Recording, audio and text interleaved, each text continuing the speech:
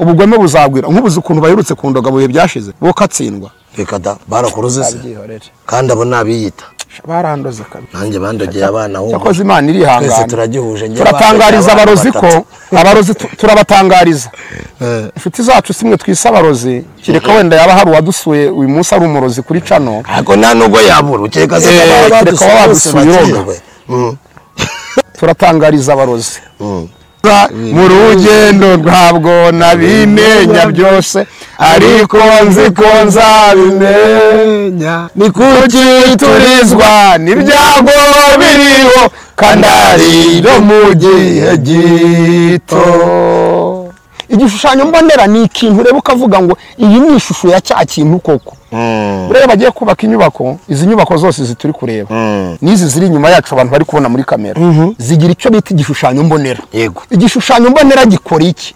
gifasha uzagenzura inyubako nyuma kureba niba inyubako yari ikenewe ariyo yagize gute yubatswe inyubako yari ikenewe niyo yubatswe turayirebera ku gishushanyo mbonera Yesu atanga ibimenyetso by'iminsi y'imperuka ni kugira ngo uzabibona azamenye ngo ese koko ni iminsi y'imperuka koko ibyo turi kubona ni bya bindi Yesu yavuze uyu munsi akandu kose karaba ati yo imperuka we akabaye koza ati imperuka we corona imperuka we umutinganya imperuka we iki imperuka we Yesu ati ibyo byose mugomba kubibona ariko imperuka ntizahera kisohora uwo mwanya irunaka mube maso bashobora kurwana irunaka mucunga neza bashobora iki gihugu gishobora gutera iki kirunga cyarutse ibintu byako oya turi ku mpuha z'intambara hazabaho intambara n'impuha z'intambara ubusa n'iki cyari ubona ututundu turi kuba muri minsi y'imperuka n'udutonyanga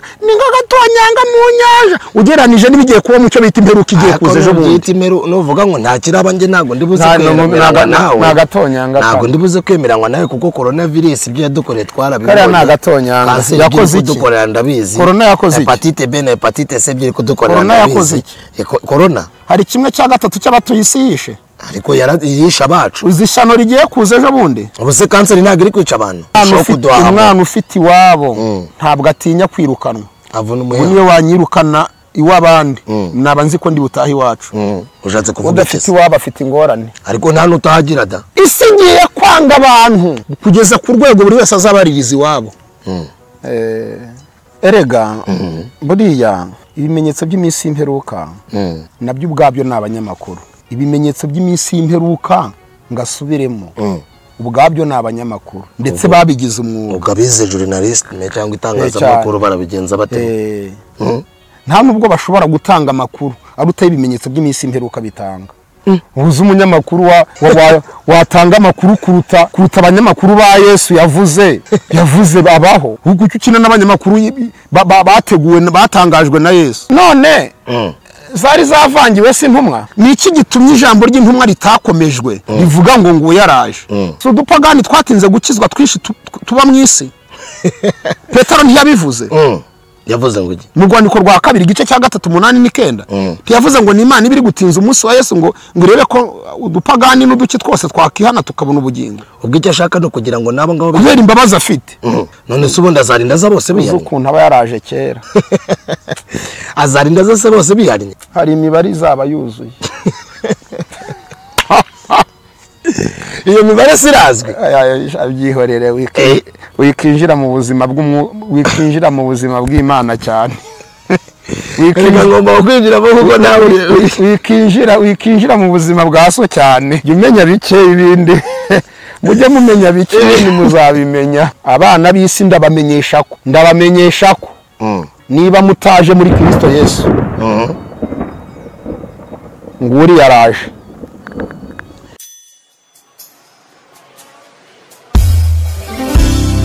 Imana y'amahoro ibaho umugisha mwebwe aho muri hose ku migabane itandukanye y'isi ndabakunda kandi tubifurije umugisha w'Imana tutagiye muri byinshi ndi kumwe n'umutumirwa ni inshuti yanjye ndamukunda Anise nishimiye kukwakira Anise tugaje gute se wadi Umwisa Niseti ariko Niseti ni inshuti yanjye nanjye ni inshuti yanjye ni inshuti yacu cyane kandi tumuvuga kenshi kandi ntitumuvuga nabi tuba tumuvuga neza tuba tumuvuga neza. Misa umeze neza?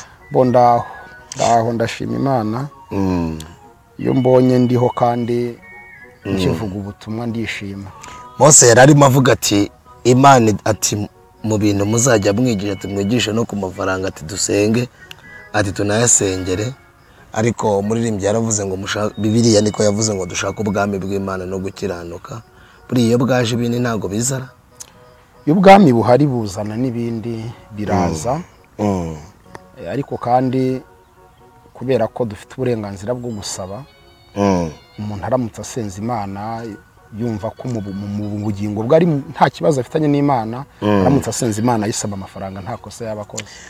Ko twagiye twiga se twigishwa mu maza ya mbere bakatubwira ati na Lazaro yarigezemo ati nta mukire ujya mu bwami bwo mu ijuru. Bagashaka kwiteranya ubukire Bibiliya yavuze bakabwitiranya n'ubutunzi. Nk'iki gihe cyane hari n'abantu bakiboshywe n'ibyo bintu n'izo nyigisho, ariko nta muntu wabaveba bavuga gutyo. Kandi uretse ko rimwe na rimwe nyine dushaka kugorora ibintu kuruta uko Bibiliya yabivuze. Umutunzi Yesu yavuze bigoye ntabwo ari umutunzi w'umwuka, umutunzi w'umubiri n'ubundi ku by'amafaranga. Kuko naho yari abikuye ni ku musore wari ufite ubutunzi bufatika isi yose ibona, niho yabihereye. Kuko umusore yari afite amafaranga menshi atunze, bakubitana na Yesu. Umusore agira icyifuzo aravuga ati rero genda ashaka kugukurikira ngo tuzajyane rwose. Yesu aramubwira ati se wubahirije amategeko? Amategeko rwose narabikoze. Ukunda mugenzo nguko wikunda narabikoze rwose. Harya Mose yashakaga yandi ukundisha Imana umutima wawe wose. Aramubwira ati rero iryo tegeko rigendanye no gukunda mugenzo nguko wikunda ryuzuzwa nuko wafata ibyawe utunze ukabigurisha ukabiha abakene n'ubundi ukaza ukankurikira. Kiye yaba ari topic ubwaye ko numva nta kantu gato nashaka kukwereka ko abavuga ko ubukire nabwo bushobora kuba imbogamizi bataba bari kure y'ukuri. Buriya se cyane rwose ubukire. Bibiliya se kivuga ngo ifeza n'izahabu n'ibyo Uwiteka n'isi n'ibiyuzuyemo n'ibyo Uwiteka, ngo ndi kuvuga nifashisha nyine ibintu bakunda kuvuga. Nta kitari icy'Imana. Satani n'uw'Imana. Ni iki kitari icy'Imana se ninde wundi waremye? Si Imana irema ibintu byose. Niyo yarebye nare y'abantu bakoremo ubushakashatsi si Imana ibirema. Uyu mutunzi bamubwiye ngo ibyo bitanga sigariraho yagiye mu mibare aravuga ati hoya ibyo ntazakora nibi ati ibyo ntazakora nibi. Azunguza umutwe aragenda. Aho rero niyo Yesu yavuze ati ntimubireba mwese se ko bigoye ko umutunzi yajya mu ijuru. Aho ntabwo twasanga iyi ngingo izatuma abantu benshi mugari basigara, kuko arakubwira ati mwene data Imana iguha umugisha ati nko ku bantu basenga cyangwa bavuga butumwa ati watwigishije twafashijwe. Ariko wanagira ikibazo nka mwene so akakubwira ati nanjye ibyo bintu binyuzemo ati Imana izakugirira neza, ukibaza iyo Mana rero kukubwira kandi ubona yamucamo. Iyo singinga izatuma abantu benshi batana bakagwa cyane. Birashoboka cyane. Birashoboka cyane bikomeye. Gusa ubutunzi ni bwiza iyo budateranije umuntu n'Imana. Mwamwumvise umuntu turi kuganira yitwa Misago Alfred, no umugabo nanjye ndi umugabo. Twarimo twakirana suko tutasenze buri munsi turasenga rwose. Na bya bindi bakora byo ngo dusenge mu kiganiro si hame, ariko si n'icyaha kuko amategeko ntago abivuza n'ubwami bw'Imana. Tugiye kwinjira muri topic aka kanya ivuga ngo iminsi y'imperuka niyihe? Imperuka niyihe? Kuko abantu usanga babyitiranye. Akanakubwira ati Yesu yaje.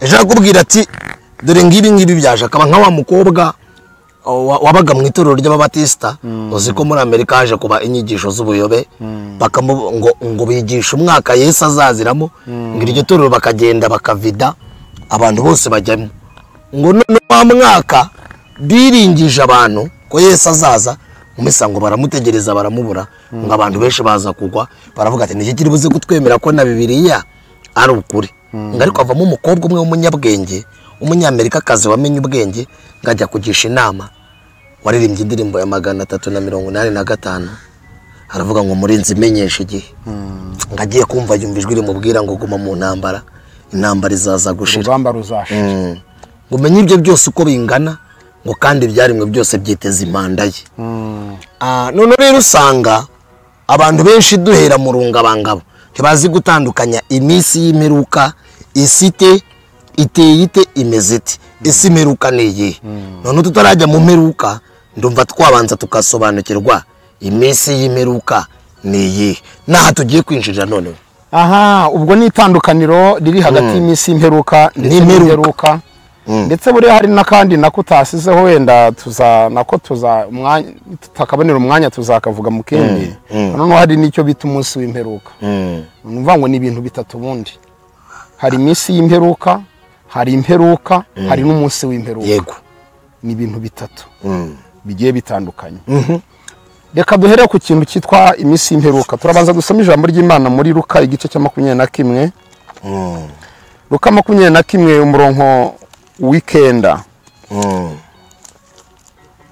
ubutumwa bwiza uyu ni Yesu ari kwigisha icyo bita ibimenyetso by'iminsi y'imperuka ubundi ushaka kwiga ibi bintu no kubitandukanya wiga ibizagenda biba muri buri kintu nibwo umenya kubitandukanya mu minsi y'imperuka haba iki hazaba iki mu mperuka hazaba iki ku munsi w'imperuka hazaba iki nibwo buryo wiga mwibi ngibi ukamenya kubitandukana ntabwo tubizeje ko mu kiganiro kimwe muri buze kubyumva byose turabwira bikeya bingana n'umwanya dufite ibindi muzabibona uyu ni Yesu ari kwigisha icyo bita iminsi y'imperuka ibimenyetso bizaranga iminsi y'imperuka kurimbuka kwa Yerusalemu ibimenyetso by'iminsi y'imperuka bizagaragaza kuza kwe iyi niti aka nagace yarari kubyigishamo cyangwa se aka nakantu nagaseke kabyo yego ageze ku murongo w'ikenda nyuma yo kuvuga byinshi haruguru tutari busome yego yaravuze ngo ariko nimwumva intambara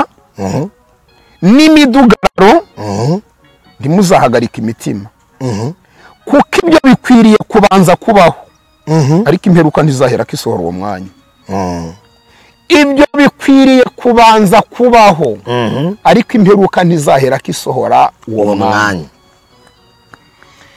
ibi Yesu avuze nibyo bamwe bita ko imperuka yageze yego nimwumva intambara impuha z'intambara mukumva imidugararo mukumva kwiyongera k'ubugome urukundo rugakonja mu bantu imitingito hirya no hino mukumva indwara z'ibyorezo mukumva kutumvikana kwa benshi ishyanga riri gutera irindi ishyanga Yesu ati ibyo byose ni mu byumva icyambere kimwe ntimuzikange ngo mugire ngo ni imperuka yagize gute yabaye ubu munsi akantu kose karabati yo imperuka we akabaye ko azati imperuka we korona imperuka we umutinganya imperuka we imperuka we Yesu ati ibyo byose mugomba kubibona ariko imperuka ntizahera kisohora uwo mwanya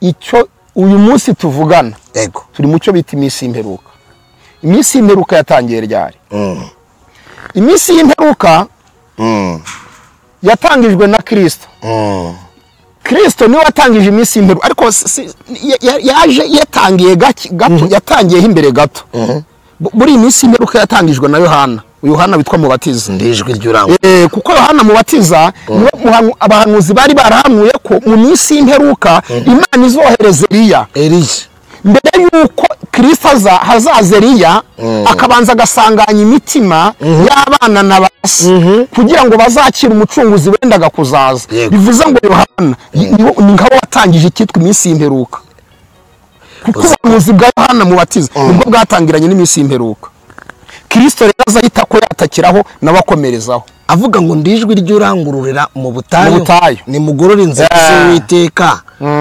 kuko ndi inyuma ntibikwiye ko nshobora kongora dushumi tw'imperuka buri yaratangije iminsi y'imperuka kuko umuhanuzi Maraki yari yarafunitse isezerano rya kera asiga bivuze nimusoma igice cya nyuma cya Maraki muzasanga yarabivuze afunika isezerano rya kera avuga ngo mbere yuko ibyo byose bigomba gusohora nzaboherereza Eliya ubu dushatse kubigeranya twavuga ko iminsi y'imperuka yatangiranye n'isezerano rishya cyane rwose neza ukavuze neza cyane ukavuze neza yatangiranye n'isezerano rishya arangije rero araza noneho iminsi y'imperuka itangizwa na Kristo Yesu ayigishamo intumwa noneho zo zayigishije mo neza kuko n'intumwa zigishaga zaravugaga ngo mu minsi y'imperuka turi mu minsi y'imperuka dusohoye mu minsi y'imperuka bakavuga n'ibigomba kuyibamo ndetse byanatangiye no mu gihe cyabo noneho Yesu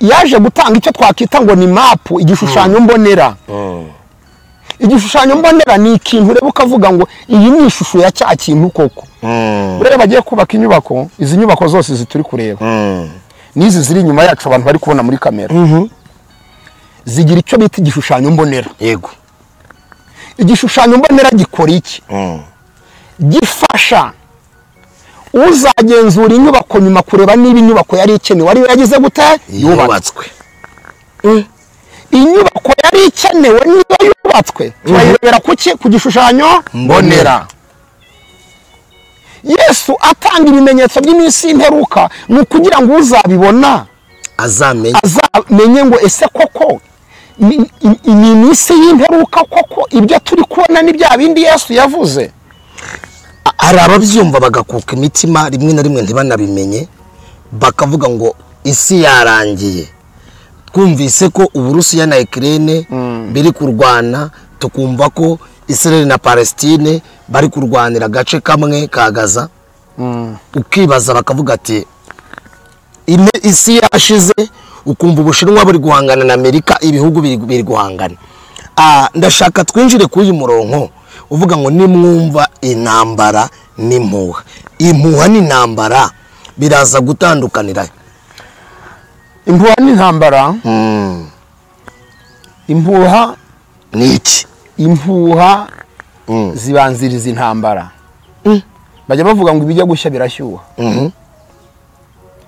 mbere y'intambara habanza impuha irunaka mu maso bashobora kurwana irunaka mucunga neza bashobora iki gihugu gishobora gutera iki kirunga cyarutse ibintu byakwa oya turi ku mpuha z'intambara hazabaho intambara n'impuha z'intambara impuha z'intambara ni ahantu biba bikiri muri biravugwa ariko intambara itaraba biba bikiri guhihiswa impuha birasobanura ngo ni amakuru atuzuye hari n'aho bavuga ngo irahari kandi idahari ari impuha intambara itaraza Yesu ati hazabaho impuha uyu munsi tuvugana Adrien hariho impuha nyinshi kuruta intambara ziriho intambara ziriho uyu munsi mu buryo buri pratique nizo nkeya kuruta impuha kuko kugira ubone igihugu kitarimo impuha y'intambara ni bikeya ku isi ni bike ariko impuha nta gihugu kidafite impuha kugira ubone igihugu kidafite impuha z'intambara ikidafite intambara hari gututuma impuha haricyo bita impuha z'intambara Yesu ati muzumva iby'intambara n'impuha z'intambara nimubimenya noneho Yesu avuga ijambo rikomeye rivuga ngo ntimuzahagarike imitima ariko ikintu umuntu yakibaza ntabwo koko abantu bayihagaritse icyo nicyo kibazo abantu barayihagaritse mvuze ko abantu batayihagaritse nabambeshye ni iki rero gitumye bayihagarika aho niho nshaka ko tubaza bifitanye isano n'amakuru bafite ni iki gitera umuntu gukomera ni amakuru afite ku bintu mu rwandiko rw'Abanyaroma mu gice cyaho cya 3 Pawulo yaje kuvuga ngo ni icyo abayuda barusha abandi nituvuga umuyuda ni mwumve wa wundi w'umubiri nkuko tubazi hariya hirya na bamwe bavuyemo abishe Yesu mwumva umwana w'Imana mwumva uwizeye mwumva umuntu bana na Kristo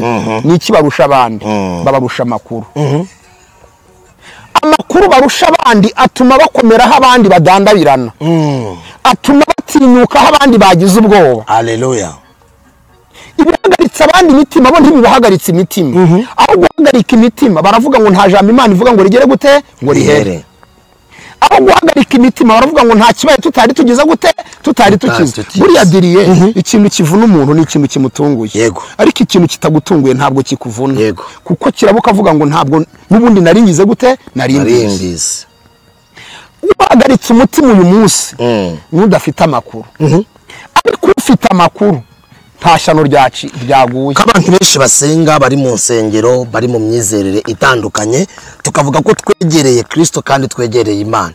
Ni iki gituma imitima y'abandi iguye umwuma kandi nibi ngibi Yesu yarabivuze amenya gutandukanya ati nimwumva intambara mukumva impuha nzaba ntaraza ni iminsi y'imperuka. Muvandimwe nubwo ari ibimenyetso by'iminsi y'imperuka ariko ni n'umunzani wo gupima abantu gute rero kumenya uko bahagaze mu buhe buryo. Ubu uyu munsi sinihinduka gatoya ugasanga ndi gusesera mu myobo ndi gutengurwa nk'urwaye malaria kubera ubwoba umenye ngo burya misago bimwe yirwaga beshya ngo arizera yari kwari gufitira ibi kuba mu minsi y'imperuka ni n'umunzani buriya diriye karame iyo nta muyaga uhari ibiti byose ubona bifite discipline iyo ari nta muyaga ibiti bigira discipline we bigira ikinyabupfura we biritonda n'akanyoni kigarama kabihagararaho ntikagira icyo kaba ariko iyo umuyaga ugize gutya ugize gutya umenya igiti gikomeye n'ikitagize gute n'ikidakomeye. Ndabatangariza ndi kuri izi kamera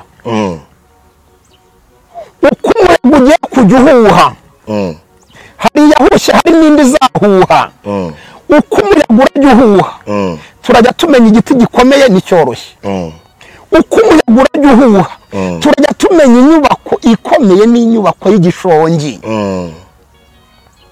Mu bihe by'impeshyi nubatse hejuru y'umwobo ajya guprezanta ko afite inzu ntiyabwira amahanga ngere inzu narubatse reka imvura igwe turi mu kwezi kwa mbere ntitugomba gusohokamo twinjira mu kwa kabiri yego reka ejo muri tugere mu kwa kane uzambarira inzozi zagwa ejo ni mu kwa kabiri ahubwo ejo ni mu kwa kabiri none tugere mu kwa kane uzambarira inzozi zagwa kandi abazizagwa ubu uyu munsi bazi ko bafite amazu mubarice bate dufite inzu kuko imvura ntiragira ute nayo ntiragwa. Iminsi y'imperuka ni umunzani w'abantu bavuga ko bamenye Imana niba bayizi cyangwa batayizi. Kuki ubu munzani kubizera twebwe twarahawe Bibiliya yaravuze ngo mbahaye ubutware mwisi ndetse no mwijuru bwo gukandagira inzoka ndetse na sikoropiyo muzakandagira inzoka ndetse na sikoropiyo muzarambika ibiganza ku barwayi bazakira.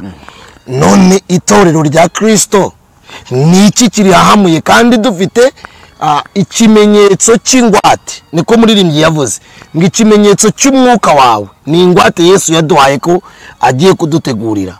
Aranatubwira Yohana 14 abangu ntimuhagarike imitima ngiye kubategurira aho nzaba nanjye aho nzaba niho muzaba kandi donka tubwira ko nta mugaraguro utashebuje twebwe ko yavuze ko uko bamugenje ariko natwe bazatugenza. Ni iki gituma dutenebuka kandi Bibiliya itubwira ko turi mu minsi y'imperuka. Ikindi cyakaruka batubwira ati burya iyo umuyaga udahari ibiti byose bigira ikintu cyitwa discipline kuko iyo umuyaga uhaba kandi ukaduhahamura kandi ibi byose twarabibwiwe. Adiriye uvuza akantu karambabaje ntacyo kakubabaza ariko katubwira uvuza akantu karambabaje cyane uravuze ngo itorero rya Kristo rirahamutse ni amadini ndagira ngo ubwire ngo ahamutse abariseseyemo rwihishwa n'abariseseyemo kuko umuntu wese winjiye atagira icyangombwa mu gihugu ahorana umutima umurya. Aka kantu mukumve iyo umuntu yinjiye mu gihugu mu buryo buri forode nta cyangombwa nta visa nta pasiporo n'umwana w'uruhinja aramwikanga usohoka gato wabona umwana w'uruhinja ati banza bamuntumye hagiye kumfata ubwo bitwa ko bari mu madini bufitanye isano nuko baseseye mwinjiriraga iki mudafite ibyangombwa kuki mwinjira mu gihugu nta byangombwa mufite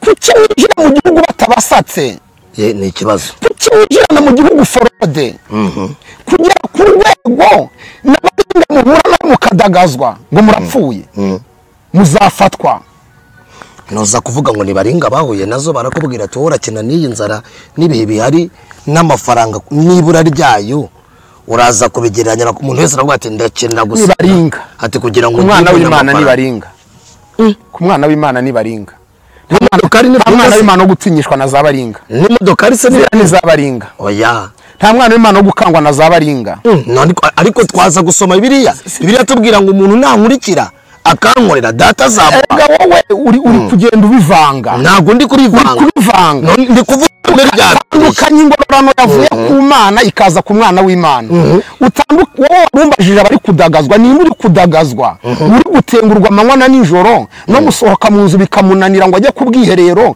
bisi yamugweho ni umwana w'Imana cyangwa yinjiye mu gihugu mu buryo buri forode ariko yitirirwa izina ry'Uwiteka none uvuze neza ariko none uvuze akantu ndagushimira no kwitirirwa kabisa ni icyitiriro kabisa abo najya nkubwire ngo nihaza gupima icyo bita DNA barabakuramo babajyane ibintu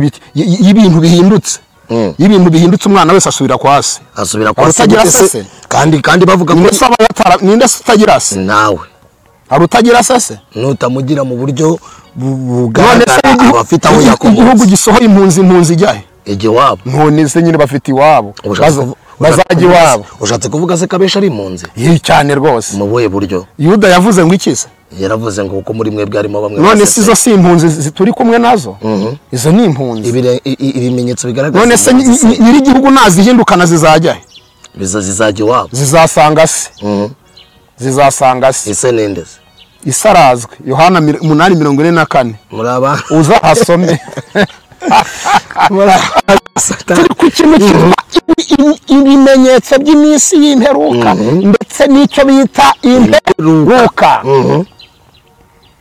ibimenyetso by'iminsi y'imperuka rero ni byose Yesu yavuze bizabanziriza icyo bita impuha nizo twari turi ku mpuha n'intambara izi mpuha umuntu yumva asenga agadagazwa arasenga koko tubanze nongere mbisubiremo uw'Imana uwa Kristo uyu munsi aratuje ku bwa Nowa bamaze kwinjira mu nkuge neza ikinze uzi ko hari abantu babayeho uzi ko hari umuntu urara mu nzu ukagira ngo yaraye hanze nusa umuntu arara mu nzu ikinze akararashikagurika ni ikibazo umuntu arara mu nzu akararashikagurika ashobora kuvuga ati televiziyo yanjye barayiba cyangwa intebe zanjye baraziba bitewe naho yazikuye ni ishyano uri mu nzu isakaye imvura yawe ati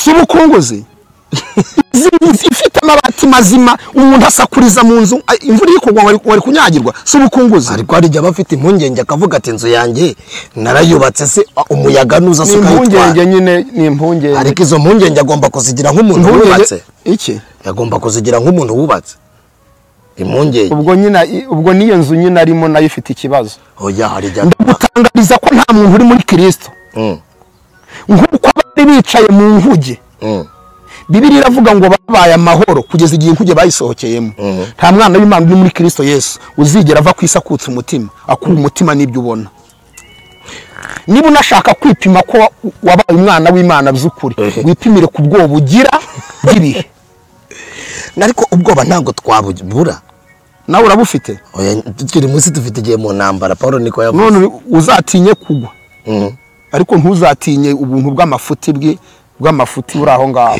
ubwo bw'amafuti no we ubwo bwose nyine buri guhita ku isi burase turabyita iruna ngo ngiki cyose ngo duki ibintu bituma abami bagira babajaga abami umva n'abatware cyose yavuze ku bantu ahubwo nibo bafite ubwoba bwinshi niba mutari mubizi gute se babugira kandi bafite Luka 21:6 havuga ngo iki isi izagushwa igihumura n'ubwoba no kwibwira ibyenda kuba babyibwira bati kandi batabizi ko imbaraga z'ijuru zizanyeganyega batabyibwira udafite ay'umwuka ntafite ay'umubiri ariko Bibiliya avuga ngo ntago babihabwa bamenye Imana gute kandi batarayisobanukira batarayumvise ibyo ngibyo babyita iby'ubwiru none si biri kuba n'ubwiru ibintu biba ku manywa y'ihanga izuba riva n'ubwiru ibyo ntago ari ibyo babyita iby'ubwiru bw'Imana nibyo twahawe kumenya abandi batamenye kuko niba ndi kuvuga si buri wese ubizi nyine bivugwa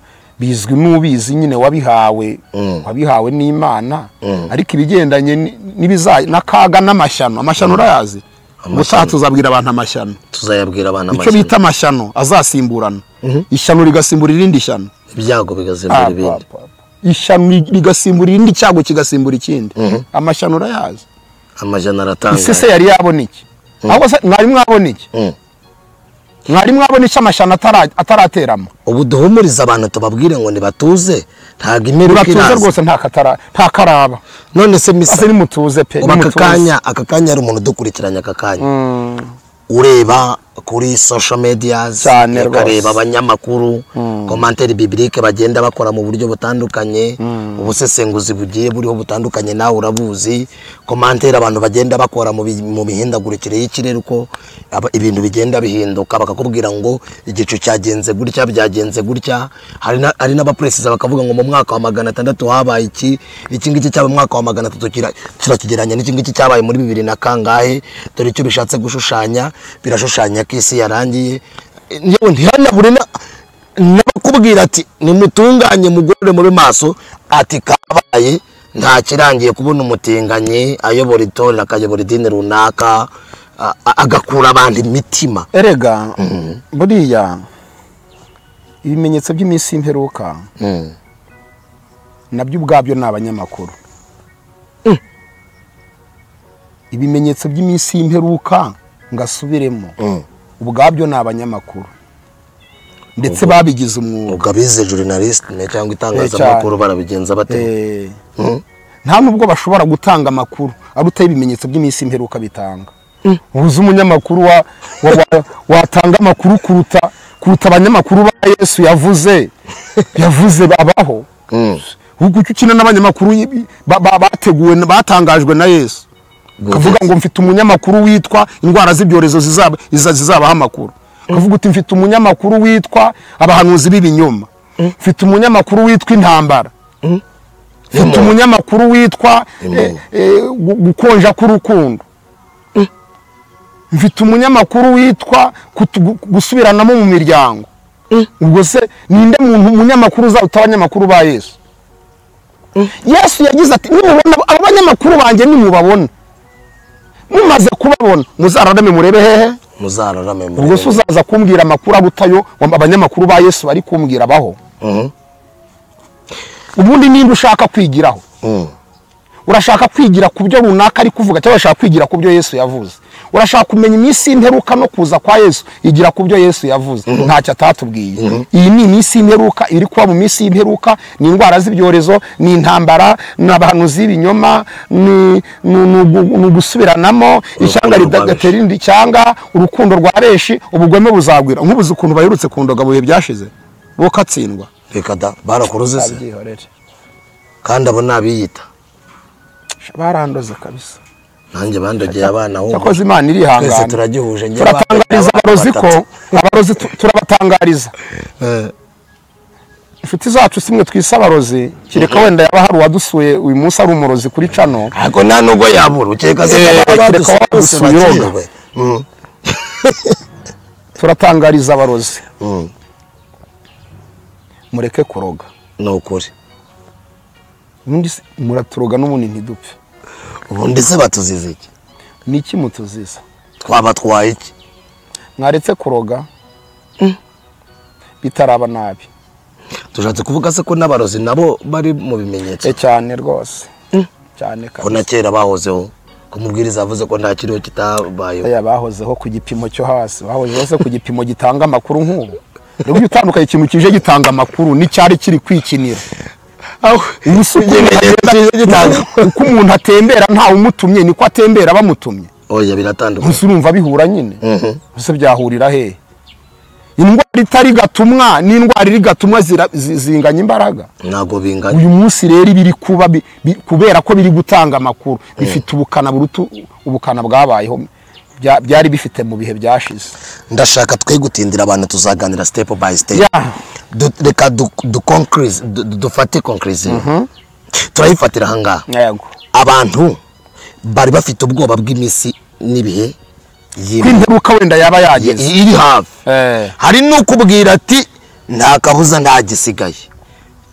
Turamugiriye inama. Nubundi ngiye kubwanjye agumanye imyumvire yuko nta kabuza nta gisigaye byanshimisha cyane pe. Agumanye ubwabwo bakande. Bitandukanye n'ubwoba. Arega kuba wakumva ko nta gisigaye ukaba maso bitandukanye n'ubwoba. Ariko bisaga kakandi ari wanga gusambana taruka tabikunze. Gusambana n'ubundi abikora mu buryo buri physique. Ariko akavuga ati sidira ryana. Agatinya sida ariko gusambana tabitinya. Nkuko rero ndabigeranya nuko umuntu yaguma n'ubwoba akavuga ati nubundi nta kizaba ntibitume adonke kudakora icyaha nubundi abikora mu mutima. Akavuga ati reka ndeke pratique. Umva.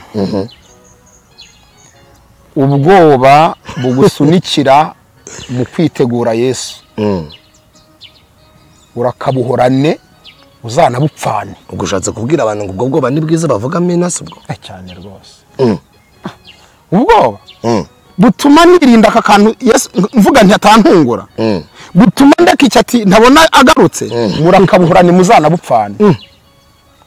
Yaba mwese mwari mubufite ahubwo mbabajwe n'abatafite ubwoba bwo gutungurwa na Yesu nibo babaye iminya babaye ibitsirike babaye ibiti babaye amagufa ntiwavuga ijambo ngo bagira akantu na gato bumva kabanyuze mu turaso. Erigura barenganya mwe gutinya abantu nibihe ahubwo mutinye kugaruka kwaye mutinye ko mwatungurwa. Erega niyo ubu tuvugana Kristo atagaruka uyu munsi cyangwa agaruka ejo gusa abantu ntibari gupfa ariko bazanapfa kandi bazanapfa.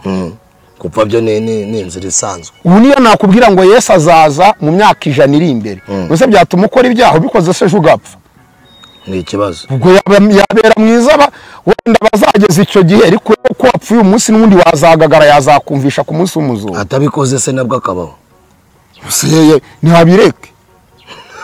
Byaba byiza ahubwo kandi ashaka kubikora ariko akavuga ati reka ndekeraho nubundi ari abantu bafite ubwoba banga kutaroga atari uko kuroga babiyebe ko babikora none akavuga ati ntaza kuroga Yesu akaza ariko nubundi mu mutwe komeza nubundi wanze kuroga Yesu ataza. None se ubwoba bwo uretse dore ikintu agomba gutsinda ikintu agomba gutsinda kiri hano nicyo bitirarira ibyari cyaha. Nyine ndashatse twita ryamara gutwita rikabyara icyaha. Icyo nanjye tsinza kuroga kabataroze kubera gutinya Yesu nanatsinda nizo ntekerezo.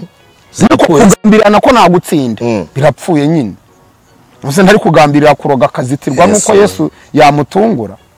Uba abantu bongere batuze bashyira umutima mu gitereko Yesu nagaraza. Nabana b'Imana ariko nimutuze mwe gutinya ibihe.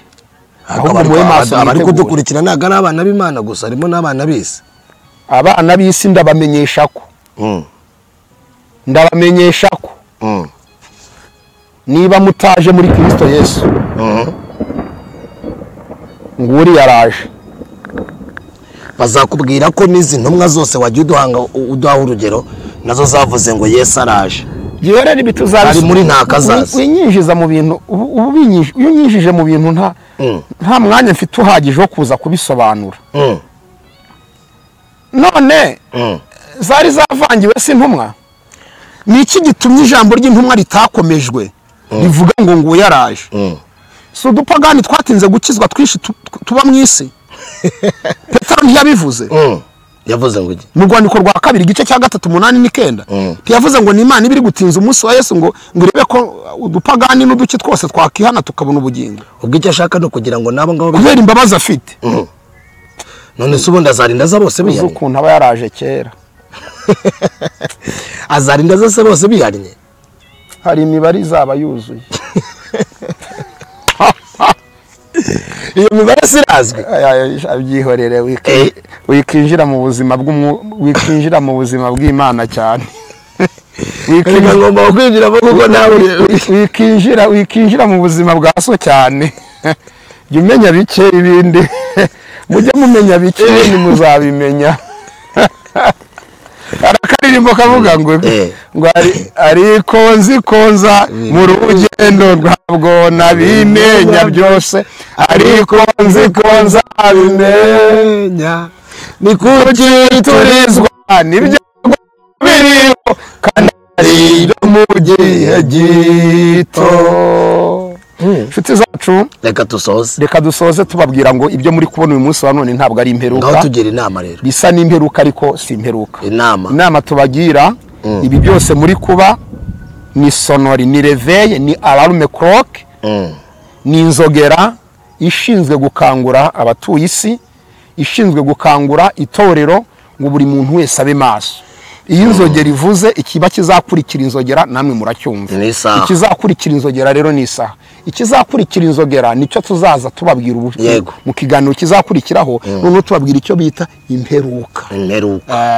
Voilà. Imperuka noneho ureka ibyo twirirwa duteta mu imperuka. Imperuka twari twayibona. Ubusa n'iki cyari ubona tutuntu turi kuba muri minsi y'imperuka. N'udutonyanga ninga gatonyanga mu nyanja ugeranije nibigiye kuba mu cyo bita imperuka igiye kuza ejo bundi. Nuvuga ngo nta kiraba nje ntago ndibuze kwemeranywa nawe. Nagatonyanga ntago ndibuze kwemeranywa nawe kuko coronavirus ibyo yadukoreye twarabibonye. Kare nagatonyanga yakoze iki? Dukorera ndabizi. Corona yakoze iki? Hepatite B na hepatite C byo kudukorera. Corona yakoze iki? Corona hari kimwe cya gatatu cy'abatuye isi yishe. Ariko yisha bacu. Uzishano rigiye kuza ejo bundi. Ubuse kanseri ntago iri kwica abantu. Kanseri? Kanseri se niki? Kanseri. Misago abantu nibigenda gutya baravuga kuri kubahamura. Kandi ngenda hamura. Kandi ibyo tubona nibyo turi gukurikira bigaragara ko nubundi nta hantu turi. Cyangwa baravuga ko ndi kubahumuriza ahubwo. Ubwo se uri kubahumuriza cyangwa ndi kubahumuriza. Kandi uri kutubwira ko imeruka ibizaza biruta ibyo turi kubona. Niba ari n'agahenge mwari mwiteze mu mperuka mukure amaso. Ubwo se n'itorero n'agahenge. Ko naba byo riragafite tuzakavuga.